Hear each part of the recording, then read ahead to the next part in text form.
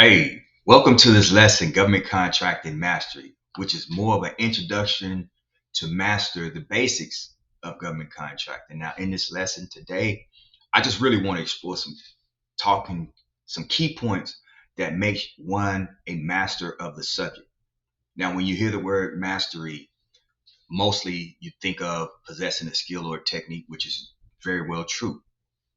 And we know that mastery has many stages or steps. You have a novice, you have a beginner, you have an advanced, competent, proficient, and then you're an expert. So to master something, it does require you to have a deeper level of understanding or knowledge. And it's a point where if you're a student, you have to not only meet a specific benchmark, but also gain a complete understanding of the content and that you can consistently demonstrate the skill. Okay. Hey, so welcome to my government contracting channel, your ultimate destination if you're looking to start or master government contracting. Okay. This is a critical point that I am going to tie into today's lesson. Now, whether you are a beginner or a seasoned entrepreneur, my channel is your go-to guide for you exploring step-by-step processes in all things government contracting. So please subscribe now to this channel to start your journey and learning my blueprint systems, okay? The middleman strategy. I have a 12-step guide on helping you win government contracts. I've also put out content of how to win contracts with no past performance. I've talked about the micro purchasing acquisition, those low hanging fruit contracts, those. And then I've also gone over simplified acquisition. The word simplify means easy to find. There are many contract vehicles where your business can enter the space and to be successful at winning government contracts. So over the past 7 years, I've secured multiple six-figure contracts, and I just want to share with you my knowledge and experience in helping you achieve the same. Okay. So before we get started, thank y'all again for being here. Now, to master something requires you to be proficient in your knowledge of the basics. Mastery requires a consistent effort of you learning, sometimes over a long period of time, to develop those skills. A teacher will recommend to a student that in the learning process, you must learn first a deep understanding of the concept. And then you learning the concept instead of you moving through the concepts. And I've noticed that many who try to navigate in government contracting, they do this. And when I've talked to them and I've asked them pretty much just basic questions, and how to navigate, they surprisingly can't answer. And it draws me to believe that maybe they got into government contracting without wanting to learn the basics first. I try not to draw conclusions and things like that. But hey, the reality is this. My goal is helping you understand the importance of the basics. Okay. Now, it's okay that it took you longer. But at this point, it's never too late to go back and learn the basic fundamentals of government contracts.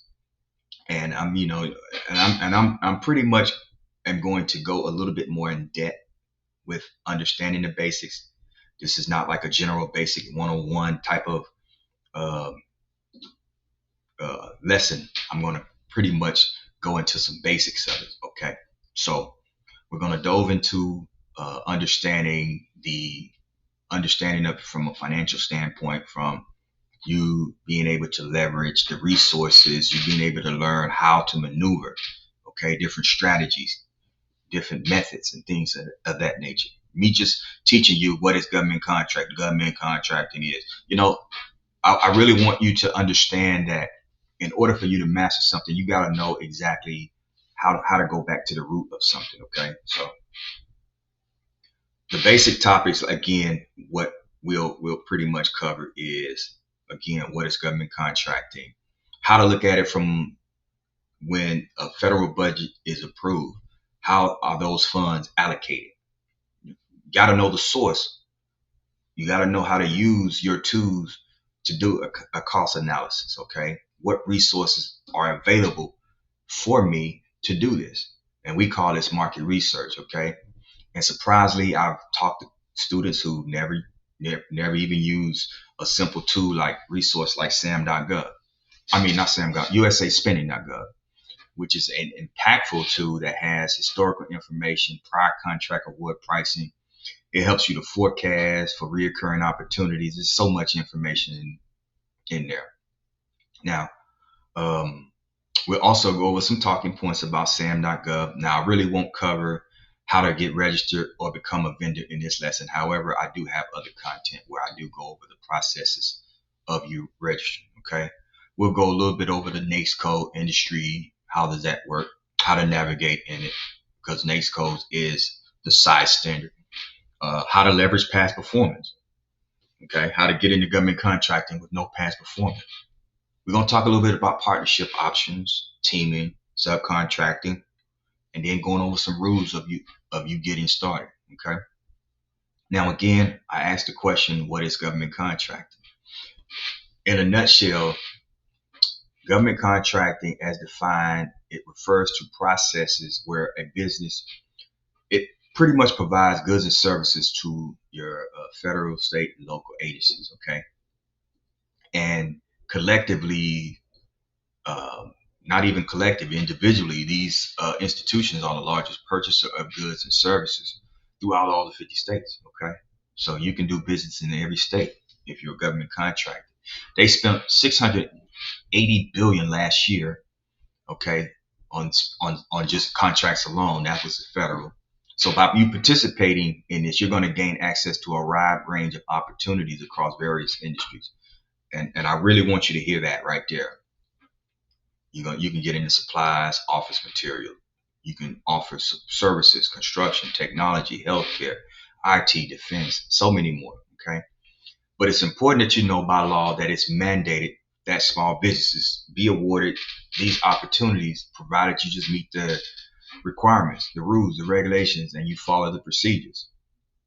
So when I ask the question, what is government contracting? I really want you to dig into the actual what it can do for your business versus what's the definition. And we'll discover this by the end of this lesson, what it can do for your business. Okay. Now, again, last year in 2023, the federal government approved a spending budget of $7.6 trillion. All right. And they did this based off of two main categories. They had award, financial assistance spending, and they had contract award spending. Okay. You had the two categories. All right. And of the 680, I'm sorry, of the 7.6, only 680 was spent. Now, what happens when the remaining dollar amount does not get spent? Okay, that's something that you should know. Okay, oftentimes what happens is the money goes back not to the government agency but to the government. But then next year when they approve a budget, the government, what they say is, okay, last year your agency only spent X, Y, and Z. Why? Okay, so it's important as a government contractor for you to know, hey, who's getting the most of the bulk of the money? How is this money being dispersed? You know, there's just so many different things that you as a contractor that you can look at this from a lens of a master and determine what agencies you need to focus on, because guess what? Some agencies aren't getting a bulk of the money. So you have your top, producing or top agency who are getting the bulk of the money. Now, do you want to focus on an agency who doesn't even provide what you sell? No. So you need to know these things. Okay. All right. So as a contractor, it's about you understanding the skills that require you to master government contracting. Now, say if you learn that sam.gov and usaspending.gov are data links where many government systems, including your financial assistance systems and your government-wide award systems, they all provide context of federal spending transparency on these sites, which means that there are tools and resources available to you where you can go and do research to get report data on Who's spending the most? Who's spending the least? Who buys what I sell? I talked about this earlier. How often did they spend? How do I find the data across these financial systems and spending and contract planning platforms? And it's going to require you to do some mastery as you know where to go and where to look. Okay. So again, when we talk about market research, you need to become familiar with sam.gov, usaspending.gov, acquisition.gov. These essential tools will help your business on different proposal analysis techniques. Now, in FAR 15.44-1, it refers to proposal analysis techniques and how you're supposed to research and focus on helping yourself to learn how the government makes decisions on awards. Okay, because they do evaluations and they do a proposal based on price. So the government wants you to also present a fair market price at a reasonable rate, which is an advantage to them. And you as a government contract have a deeper understanding of learning the basics of this. Okay, and how to look for opportunities, how to do a proposal analysis, their spending habits, the pricing evaluation. For an example, in usaspending.gov, there's a feature that allows you to get account data that cross-references and interface with the budget execution. That's where the budget is approved. And then you have your agency financial system who pays out the contract.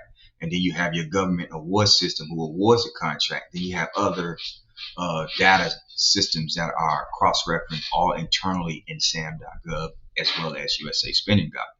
Now, if you're bidding on a project and you've drafted a compelling proposal, but the decision factor is the price, you got to understand how to navigate in these central links.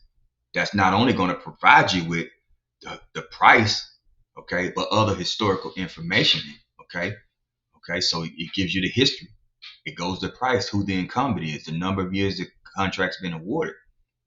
But again, I've talked to many contractors who never use these platforms and wonder why they've never been awarded contracts. Now, it can be extremely difficult for me to sit here and talk about this without you really me putting it in your face.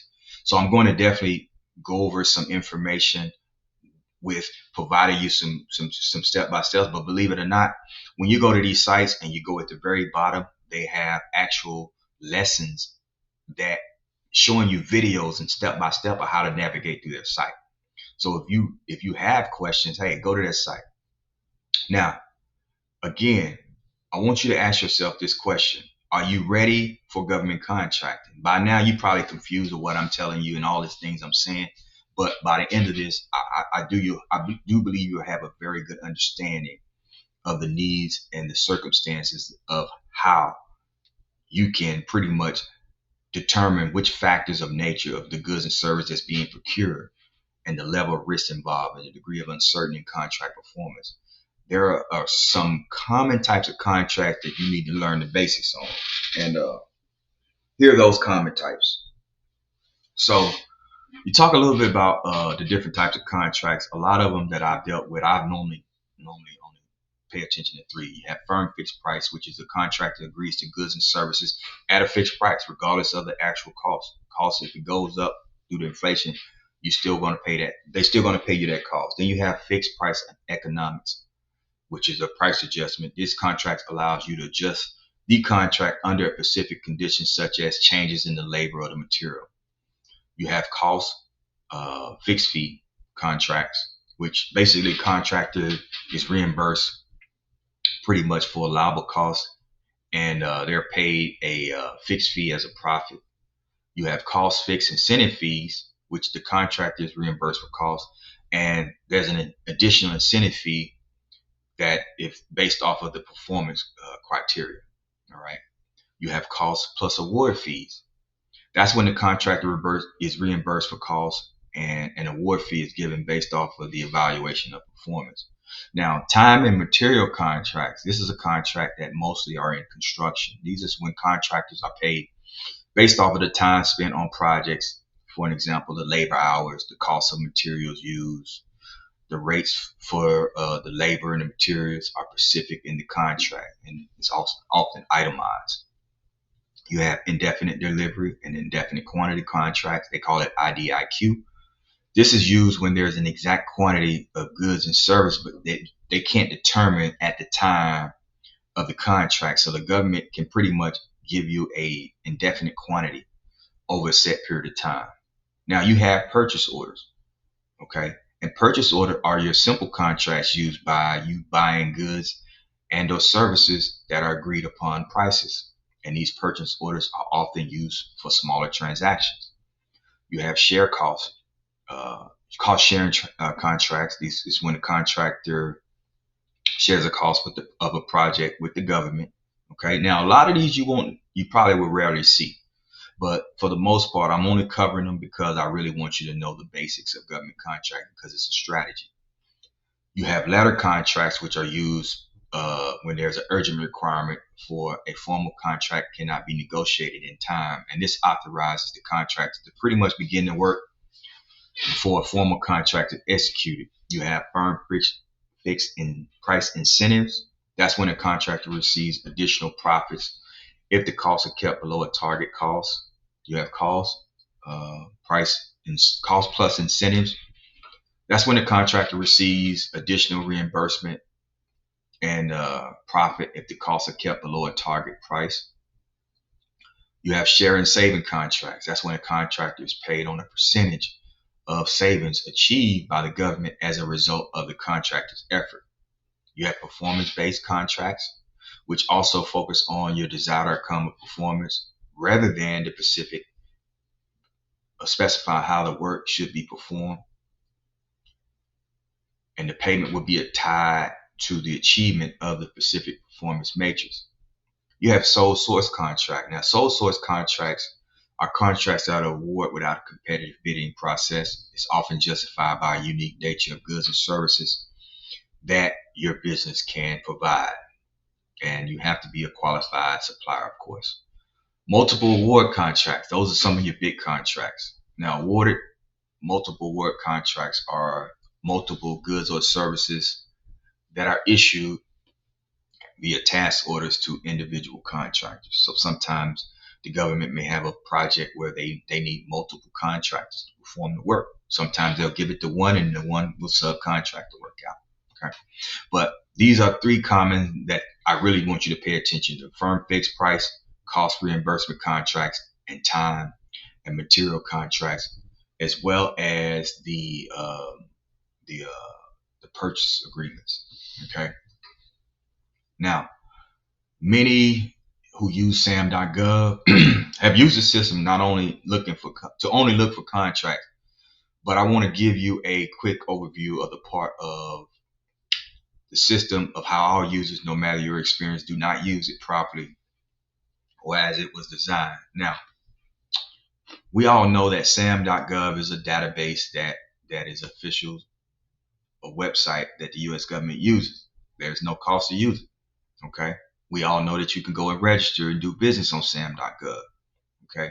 You can update, you can renew, or you can check your status of your registration, etc., etc. Right? But many don't know that SAM.gov also has reports, okay, that provide you with an analysis of the federal award lifecycle. This database allows you to pretty much download and run reports on various domains. Depending on the domain, the different types of reports will be available. Okay, so these reports range from static generated reports to fully customized reports. And all you have to do is you must sign on and run these reports. All right, and your role must be assigned for you to run these reports. Now, why is this information important for me to run reports? These reports are pretty much going to provide you with detailed information on, let's say, awarded contracts or associated modifications, reports that can assist you with analysis of the federal spending. Again, and it provides you the data by each federal organization, by demographic area, by business demographic, by product or service, and amongst others. But again, you will have a competitive advantage in knowing this. And it also tells you which agencies are spending, how much they're spending, how you can focus your efforts on targeting the right customer, okay? Or even finding subcontracting opportunities, okay? This is something that you should master. Now, I want to help you to identify a target market. Do you understand how the government works? Is my question, okay? And when I pose this question to government contractors, again, it's not to insult your intelligence, right? But you have to understand that the federal government or the government prioritizes by helping small businesses grow. And they've implemented special programs specific for your small business. And these small business programs are what we call small disadvantaged business programs. And they're market specific, meaning that they're set asides for your business. You should master knowing this and knowing how to leverage, how to search, and how to participate for set asides. Now, they can provide you with a competitive advantage, and you can focus your efforts on knowing which agencies are looking for your market. But here's the reality. They've set aside a goal of 23% to do business with 23% of economic businesses. Okay. They set aside a goal. All right. And most of these businesses being women owned, minority owned, Hispanic American, Asian Pacific, Native American veterans, and the service disabled veterans and 8A, etc. But each year, there's a report that these agencies provide that pertains to businesses that participate, and often they fall short at meeting their goal.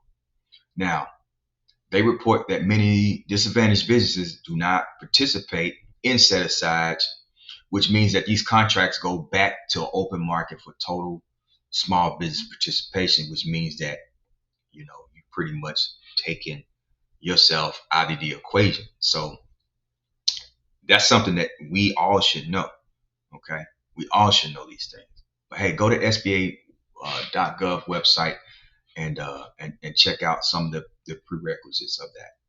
Now, I want to talk a little bit about NAICS codes. Now, an amazing thing about government contracting is that you could participate and navigate in this industry. And believe it or not, government contracting has a lot of favorable factors that allow a business to bid across the spectrum as long as you don't exceed the size standard. Now, many of the major players do this. And let's take, for example, the top five. All right. They position themselves in government contracting and been winning for years. And oftentimes they've reached size standards in some industries. But you know what these big businesses do? They've mastered the art of government contracting, and they move their interests and tap into another industry. Now, how is it that an aerospace engineering firm can set up a subsidiary and pursue multiple service awards, sole source award, firm fixed price awards? It's because they understand the process that allows them to participate and pursue federal contracts, even though their primary firm exceeded the size standard. So they'll establish a secondary firm that pretty much allows them to continue to pursue other markets. All right, that's mastery in itself, and a lot of small businesses may not know this. Now, I've learned several key factors about businesses and how they've managed to capture markets in fields totally outside their scope. And it seems odd that an aerospace firm or a software development firm would want to pursue other contracts in markets like janitorial landscaping. But, hey, when you master the craft and you understand how businesses can reach a size standard and still be able to pursue government contracting, then that in itself is it's brilliant to me. Okay, because when you talk about size standards, you can't have a certain number of employees or receipt. So when you reach a certain receipt, when I talk dollar receipt, then you can no longer participate in that industry. Okay, but there's a way to dominate the market still. Now it may seem unfair. Okay, but this loophole, or what I consider a strategy, allows big businesses to continue to win and exceeding in their size standards, okay? To go for other opportunities when they exceed their size standard. That's mastery. Again, you look at how you want to look at it, it's mastery in itself. It's a strategy. It keeps your business going. Okay. So I don't want to be the dead horse about the importance of this, but you need to become familiar with the federal award contract data, the federal agencies, and the other resources. Okay. Now, mastering government contracting requires that you know how to leverage past performance. And for any new business starting out, this is very important. What do you do when most federal contracts require past performance? Okay. How do you navigate when most businesses require past performance? Easy.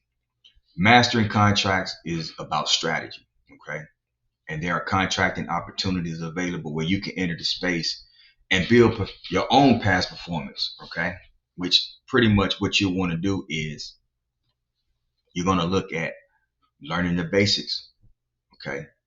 Micro purchase, simplified acquisitions. What are they? Okay. They're the two easiest ways that you can get into government contracting. So if you're not mastering micro purchase or simplified acquisition, then you probably never will be successful in government contracting when you're first starting out. Okay. Because these are your easy to find contracts and your low hanging fruit contracts. Okay. Very easy to get into. You don't need any past performance, okay? Another option that you want to consider is partnership options, okay?